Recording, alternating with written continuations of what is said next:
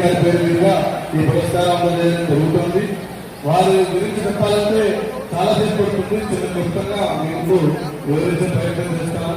వారికి ఉన్న బిరుదులు ఘనాలంకార, వేదాక్షర జ్ఞానభాస్కర, వేదనిధి, వేద రత్నాకర, ఘనాలంకార శ్రీ వేదమూర్తులు శ్రీపాద శ్రీరామ నృసింహ